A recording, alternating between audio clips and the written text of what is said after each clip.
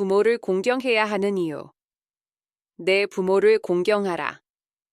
그리하면 너의 하나님 나 여호와가 내게 준 땅에서 내 생명이 길리라. 출애굽기 10장 12절. 오늘 제5계명은 내 부모를 공경하라 그리하면 너의 하나님 나 여호와가 내게 준 땅에서 내 생명이 길리라라고 말씀하고 있습니다.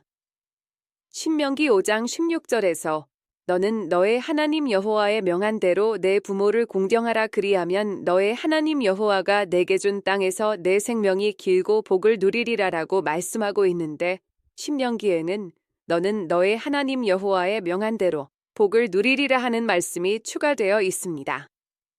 제5계명은 사회의 기본 질서를 바로 세우는 계명입니다. 그래서 제5계명을 범하면 가정 질서뿐만 아니라 사회 질서가 파괴되는 무서운 결과를 초래합니다. 효는 모든 질서의 시작이기 때문에 자식이 부모를 업신여기고 가볍게 여기면 다시 말해 불효죄가 만연할 때 윤리와 도덕이 흔들리고 사회가 문란해지고 가정과 나라의 장래가 캄캄할 수밖에 없습니다. 요즘 우리의 사회상을 한번 들여다보세요. 효가 어떻게 변해가고 있나요? 부모가 집에 찾아올까봐 일부러 외우기 어려운 아파트 이름을 선호한다든가, 비밀번호를 바꿔서 집에 들어오지 못하게 한다든가.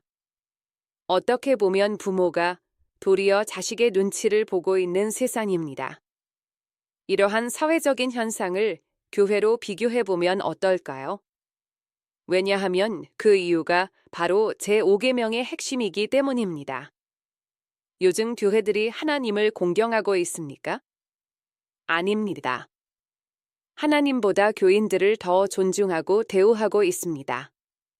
그래서 하나님의 말씀이 뒷전으로 밀려난 지 오래되었습니다. 입으로는 하나님을 사랑한다고 말은 거창하게 하지만 정작 행동은 그 반대입니다. 그래서 사회적 관계에서 부모를 공경하라인 제5계명이 순서로 보아 으뜸입니다. 10계명 가운데 1에서 4계명은 하나님에 대한 계명이고 5에서 10계명은 사람에 대한 계명, 즉 대인관계에 대한 계명인데 그 가운데 첫 번째 계명이 바로 부모 공경에 관한 겁니다. 에베소 6장 2절. 내 아버지와 어머니를 공경하라 이것이 약속 있는 첫 계명이니 라고 말씀했는데 여기서 첫 계명의 첫은 첫째의 최고의라는 뜻 외에 중요한이란 뜻도 있습니다. 그만큼 부모를 공경하는 것이 중요하다라는 겁니다. 그렇다면 내 부모가 누구인가 그것부터 알아봐야 합니다. 사람이 세상에 태어나서 제일 먼저 맺는 대인관계가 바로 부모입니다. 그렇다면 교회는 누구와 첫 번째로 관계를 맺어야 할까요? 바로 하나님과의 관계입니다. 우리에게 생기를 불어넣어 생명된 자로 만들어주신 하나님의 관계가 가장 중요합니다. 그런 자만이 하나님을 공경할 수 있습니다. 그래서 내 부모를 공경하라 이것은 하나님께서 인간에게 선포하신 하나님의 법이요 명령입니다. 공경하라는 무겁다, 존귀하다라는 뜻으로 이 단어는 하나님의 백성이 하나님을 향해 가지는 자세를 뜻할 때 자주 사용됩니다. 이렇듯 부모님을 대할 때 하나님께 하듯이 극진히 섬기라는 뜻입니다. 하나님을 대신하여 생명을 주신 부모를 공경하는 것은 곧 생명의 주인이신 하나님을 공경하는 것이나 마찬가지입니다. 남유다의 멸망 원인 가운데 하나가 부모를 업신여긴 죄였습니다. 에스겔 22장 7에서 8절. 그들이 내 가운데서 부모를 업신여겼으며 내 가운데서 나그네를 학대하였으며 내 가운데서 고아와 과부를 해하였도다. 너는 나의 선물들을 업신여겼으며 나의 안식일을 더럽혔으며. 우리의 영적 부모가 누구입니까? 바로 하나님입니다. 그러므로 내 부모를 공경하라가 바로 내 하나님을 공경하라 입니다. 그래서 창세기 2장 4절에 이러므로 남자가 부모를 떠나 그 아내와 연합하여 둘이 한 몸을 이룰지로다. 최초의 인간이 아담인데 이러한 아담한테 부모가 있었나요? 그런데 부모를 떠나 그 아내와 연합하여 둘이 한 몸을 이룰지로다. 이렇게 얘기하고 있습니다. 창세기 2장 18절.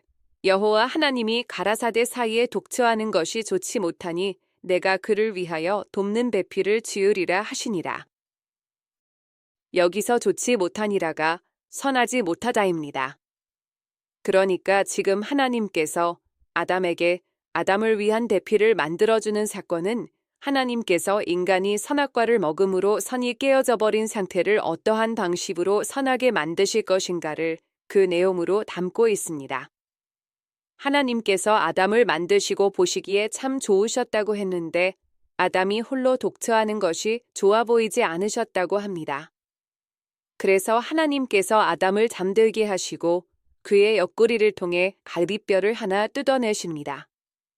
그리고는 그 뼈로 여자를 만드십니다. 성경에서의 여자는 교회를 상징합니다.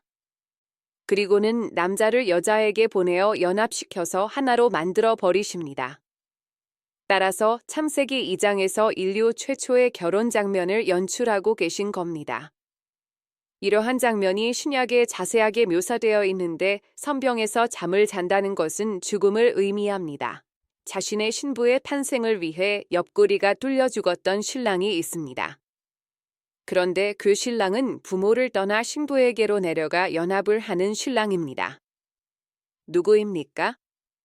신부인 교회를 탄생케 하기 위하여 하나님 아버지의 자리를 떠나 이 땅에 내려오셔서 자신의 죽음을 통하여 옆구리에서 물과 피를 모두 쏟아내시고 자기의 신부와 연합하신 예수 그리스도입니다. 아담은 부모가 없지 않습니까? 그런데 하나님께서 아담과 하와를 결혼시키면서 남자가 부모를 떠나 여자와 한 몸을 이룰지로다라고 말씀하십니다. 이는 하나님 아버지를 떠나 이 땅에 내려오셔서 신부인 교회와 연합이 되시는 예수 그리스도를 예표한 것입니다. 하나님께서 선악과를 따 먹으면 정령 죽으리라 했는데 그만 여자가 그 선을 파괴해 버렸습니다. 그러면 하나님과의 관계가 깨져버립니다. 그 깨져버린 선을 회복하는 방법으로 자신의 죽음을 택하셨다는 것을, 즉 잠자는 아담의 갈비뼈로 신부가 탄생하는 장면으로 보여주고 계신 것입니다. 그래서 고아나 과부를 홀로 있지 못하게 돌보라고 하신 것입니다. 부모가 없으면 고아여, 신랑이 없으면 과부입니다. 그런데 남유다가 이러한 하나님의 법을 어기고 어떻게 했습니까? 부모를 업신여기고 고아나 과부를 해하였습니다. 에스겔이 12장 7절에서 8절. 그들이 내 가운데서 부모를 업신여겼으며 내 가운데서 나그네를 학대하였으며 내 가운데서 고아와 과부를 해하였도다. 남유다의 폐역이 바로 하나님의 명을 어긴 죄 때문에 멸망한 것입니다. 그래서 제5계명, 내 부모를 공경하라. 그리하면 너의 하나님 나 여호와가 내게 준 땅에서 내 생명이 길리라기 말씀은 바로 우리가 하나님을 첫 번째로 여길 때, 즉 우선순위로 삼고 살아갈 때 우리가 구원을 받게 되는 것입니다. 그래서 제5계명의 본질이 내 부모를 공경하라. 즉 하나님을 바로 공경해야 여호와가 주신 천국의 땅에서 죽지 않고 영원히 살 수 있는 것입니다. 즉 예수 그리스도 자체가 이 땅의 말씀으로 오신 하나님이십니다. 이 말씀과 하나가 되는 삶을 살아가야 구원을 받게 됩니다. 성경외적인 것에서는 계시록의 새 하늘과 새 땅을 준비해 놓으신 그 땅에 절대 들어가지 못합니다. 천국에 들어가지 못하면 하나님을 만날 수 없고 우리와 함께 하시기 원하시는 하나님과 동행할 수 없습니다. 그러니까 교회인 신부가 하나님을 만나지 못하니까 그 신랑을 공경하지 않고 마치 하나님을 종 부리듯 부려먹고 있는 것입니다. 하나님, 11조 잘 내고 있으니까 복 많이 주시고요. 주일 예배 아무리 바빠도 빠지지 않고 잘 다니니까 우리 아들 취직되게 해주세요. 그리고 지금부터 교회에 열심히 하고 봉사도 많이 할 테니까 제 병도 고쳐주시고요. 이렇게 기도하는 것이 바로 하나님을 종부리듯 하는 것입니다. 솔직히 말해 교회에 열심히 하면 하나님께서 복을 주신다니까 교회 다니는 것이지 눈에 보이지 않는 믿음 때문에 교회 다니는 사람이 몇이나 있습니까? 그러니까 여러분 스스로가 하나님을 우선순위로 여기고 살아가고 있는지 자문자답해 보시기 바랍니다.